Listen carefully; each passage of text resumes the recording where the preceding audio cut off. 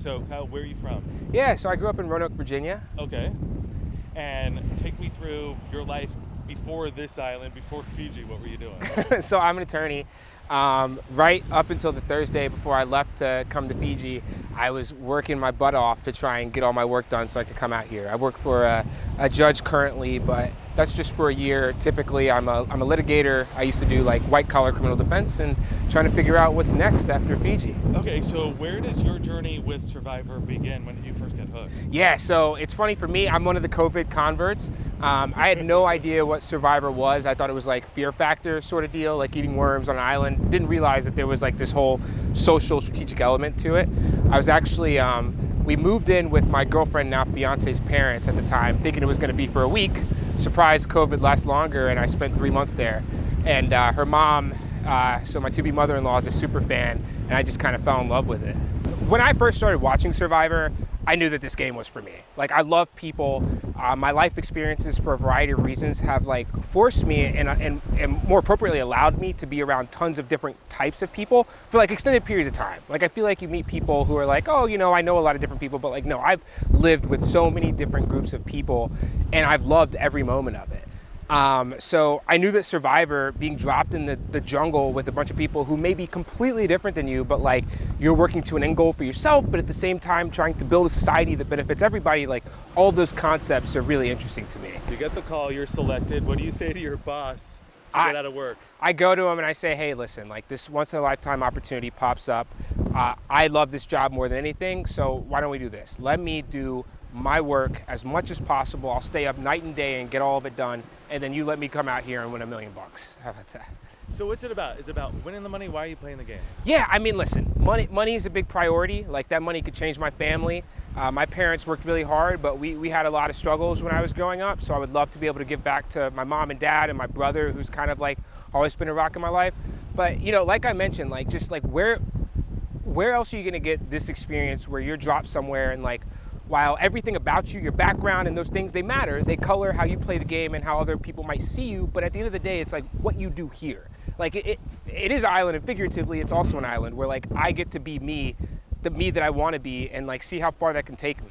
And I love that. Like the outside influences being gone and people just looking at me and seeing what that can do. Now, you know the show, you know that survival, being the sole survivor, isn't always pretty. It comes a little bit at a cost. Yeah. Are you willing to lie? Like, where do you draw a line in your game? Yeah, so I mean, listen, I am gonna have to lie.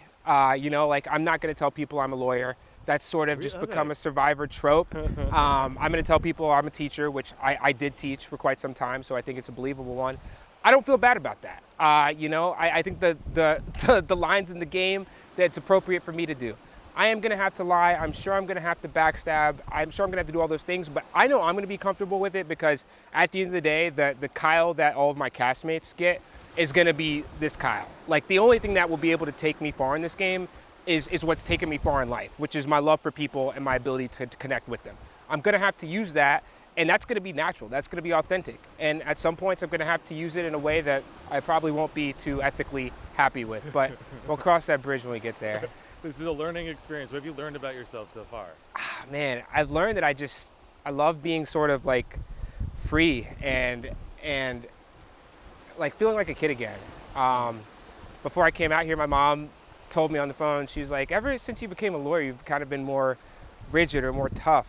Like, what's that about? And I didn't really think about it that way. I've always been kind of like a fun-loving, go-with-the-flow person, and maybe some of those aspects have changed. But like the moment I put my work pen down, which I love my work, but the moment I put that pen down and came out here, like even on the plane to Fiji, I just felt such an air of relief, like not nervousness, just feeling like maybe I can get back to who I was when I was a bit younger, maybe.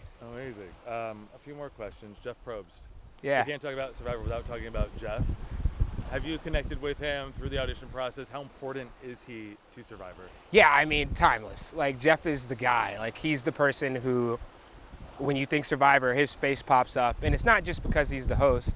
I mean, like, he might have overtaken Bob Barker for the greatest reality TV shows host of all time. But, like, I love the way that he loves this game. Like, you could watch it on TV and you could think, like, maybe this guy's going a little bit over the top. But then, like, you meet him and you realize, like, he has such a passion for this game and what it represents. and you can just tell he's thinking about it constantly. Like, to see somebody who is so successful but is thinking about their craft, if you can call Survivor a craft, is really inspiring. So I've, from the limited contacts I've had with Jeff, he seems like such an authentic, great human being, and I'm just so happy that he's allowed me to be a part of this season. What do you think has made this show so successful? I mean, nearing 50 seasons, 25 years, a quarter of a century. Why is Survivor as successful as it is in your eyes? Yeah, I mean, I just think it's the concept, man. It has the ability to change. Like, when I watched Survivor, my first season was season 40, Winners at War. Some of the best gameplay this game will ever see. I mean, that's not even argumentative. I mean, it's just a bunch of people who are great strategically at this game. But right after season 40, I watched season 1.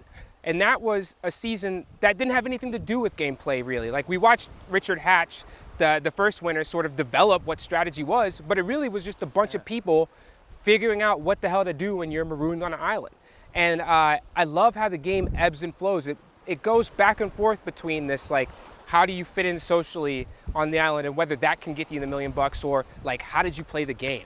And I don't see it stopping anytime soon. Like, every single season there's something new, something to keep people on their toes. So I think the timelessness of the game is reflected in that. You're young, it sounds like you're a successful lawyer. Do you have friends that say you're crazy for taking this time off to go to Survivor? and what do you say to them? Yeah, so you know what? The answer honestly is no. My friends, when I told Maggie, when I sort of like let my inner circle know that this was happening, they all said that makes sense. Even my dad, like, I come from an immigrant household where, like, the stereotype is like, you have to work, you have to get this degree, and like, you're gonna take this family to the next generation. But even my dad, from like Guyana, South America, like, I call him on the phone, I'm like, hey, I'm going to Survivor. He's like, I figured you'd be on TV one day. So like, yeah, and to the people who may think I'm crazy for being out here, like, you got to take a chance on yourself.